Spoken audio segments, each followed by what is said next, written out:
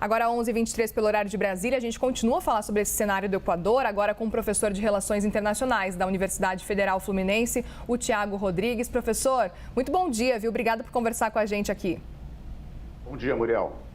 Professor, muitos assuntos para a gente tratar. Vamos começar entendendo um pouco desse cenário. A gente conversava há pouco com a nossa repórter que está em Guayaquil, no Equador, e ela falava para a gente sobre esse cenário de que, além do criminoso mais procurado do país que fugiu naquele domingo até então, no último domingo, a gente está acompanhando desde então, nessa última semana, um cenário em que agora pelo menos 6 presos também fugiram da prisão. O que está acontecendo nesse momento agora no Equador, que está chegando nesse cenário em que, ao mesmo tempo em que existe um estado de exceção, os presos ainda assim estão conseguindo fugir? Muriel, o Fito Macias, estava preso desde 2011, né? Então, por que ele resolveu, digamos assim, escapar agora? Essa decisão de fugir da prisão, eu estou dizendo bem claramente que é uma decisão de fugir da prisão, porque o grupo dele, que é o Los Choneros, é o principal grupo narcotraficante do Equador, e controla diversas penitenciárias, inclusive essa penitenciária de Guayaquil, onde ele estava preso. A decisão de sair agora da prisão foi uma decisão que ele tomou porque o presidente Daniel Noboa, que tem, como você mesma disse muito bem agora há pouco, um mandato tampão, que é para cumprir o final do mandato anterior, e as eleições são daqui a um ano exatamente, em fevereiro do ano que vem, decidiu, como marca dessa passagem rápida pelo poder presidencial, dificultar o acesso dos prisioneiros importantes do país, os líderes do narcotráfico, às facilidades que eles têm dentro da prisão e o contato com os seus comandados fora da prisão. Então, Noboa havia indicado que isolaria os líderes como o Fito Macias. E essa indicação de isolamento foi, digamos assim, o sinal para que ele, e não só ele, outros presos também, inclusive de grupos rivais, fugissem da prisão nesses últimos dias. Então, foi uma decisão baseada a partir dessa intenção do presidente Noboa de isolá-los, de fato, dentro de uma penitenciária que na prática, governada pelos presos, como, aliás, acontece em muitos países, inclusive no Brasil. Professor, quero começar a te ouvir também sobre esse cenário no Equador e para tentar entender o que teria iniciado esse cenário que a gente está acompanhando por lá, um país que acaba sendo uma disputa e tendo uma disputa territorial do narcotráfico mesmo. A gente pode falar que esse cenário no Equador começou com aquele acordo de paz lá em 2016 das Farc ou não? Ele é mais recente agora, esse cenário no Equador começou a se complicar nos últimos anos. Qual que é a sua avaliação? É uma boa pergunta, Muriel. Tem a ver com um acordo com as Farc, mas não exclusivamente. Tem a ver por quê? Porque o acordo com as Farc faz parte de um processo de mudança da lógica do narcotráfico na Colômbia.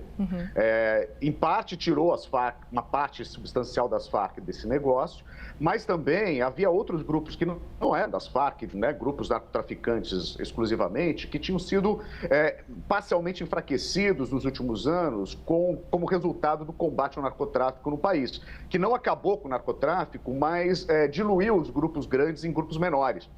Com o enfraquecimento desses grupos na Colômbia e a saída de uma parte importante das Farc do negócio do narcotráfico, os grandes grupos internacionais, principalmente os mexicanos, que controlam a distribuição internacional, passaram a buscar outras parcerias na região.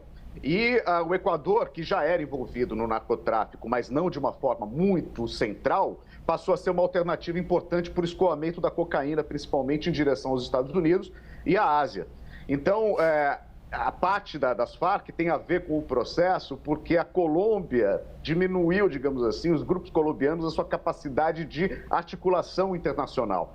E aí os mexicanos entram no Equador. Entram no Equador fazendo o quê? Acordos locais, né? Como, por exemplo, com o grupo do Fito Macias, Los Choneros, que fez um acordo com o cartel de Sinaloa, que é mexicano.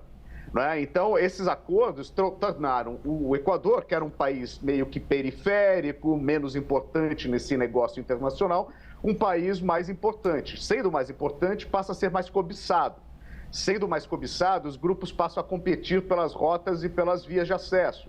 os principais portos do país, como Guayaquil, passam a ser espaço de competição, e a competição no narcotráfico é violenta. Então, isso ajuda a entender por que desde 2006, 2017, 2018, né, a competição aumenta no país e, junto com a competição, esses índices de violência tão alarmantes que fizeram do Equador, um país que tinha uma média de 5 pessoas mortas a cada 100 mil habitantes em 2017, passar para o número atual, que é o de 2023, de 42 pessoas mortas a cada 100 mil habitantes, ou seja, de 5 para 42 a cada 100 mil habitantes, sendo que a Organização Mundial da Saúde indica que o índice tolerável para uma sociedade seria de, no máximo, 10 pessoas mortas por ano a cada 100 mil habitantes. Então, os números do Equador, hoje em dia, são 4 vezes maiores do que a OMS indica como mínimo tolerável para uma sociedade não entrar em colapso.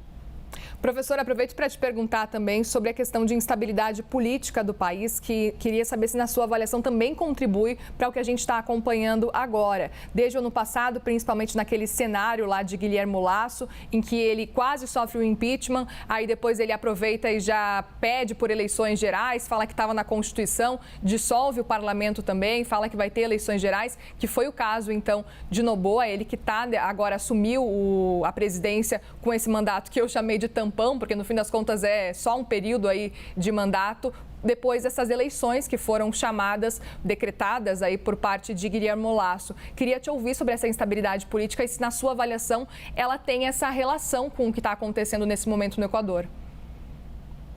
A estabilidade política no Equador coincide com esses anos que a gente falou agora há pouco, né? Os anos de 2006, 2017. Por quê?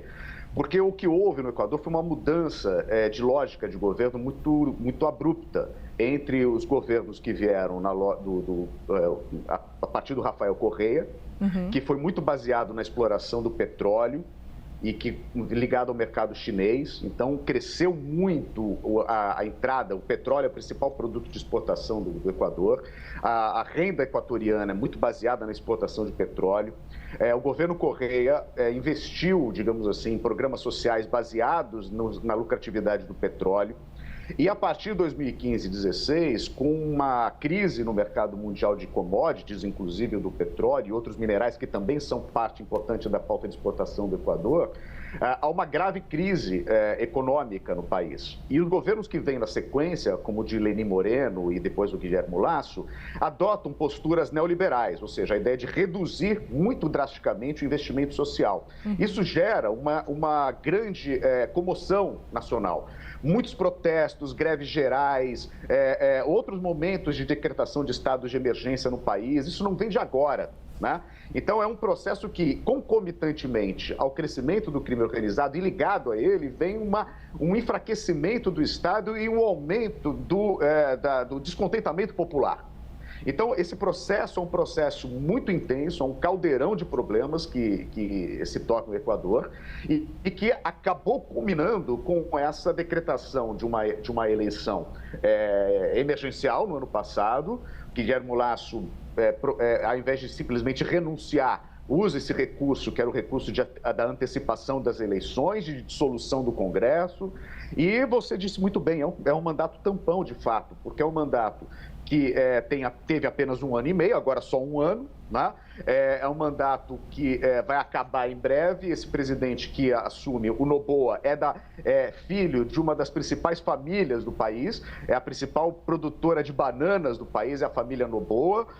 O pai dele tentou ser presidente em 2006, perdeu a eleição justamente por Rafael Correa. Noboa, o Daniel, agora presidente, não tem nenhuma experiência como gestor público, é simplesmente um empresário jovem, filho de uma família de empresários. Então, ele chegou com um discurso muito parecido com outros que a gente vê hoje em dia na América Latina, de que eu não sou político, eu apenas sou um gestor empresarial. Como é o caso de políticos como o Javier Milei, por exemplo, na Argentina, né? Tipo, eu não sou da política, eu sou de fora da política. E essa ideia tem a ver e ganhou apelo justamente por conta da crise com o setor político mais tradicional, que caiu em descrédito no Equador, como em muitos outros países da região, incluindo a Argentina, que eu mencionei agora.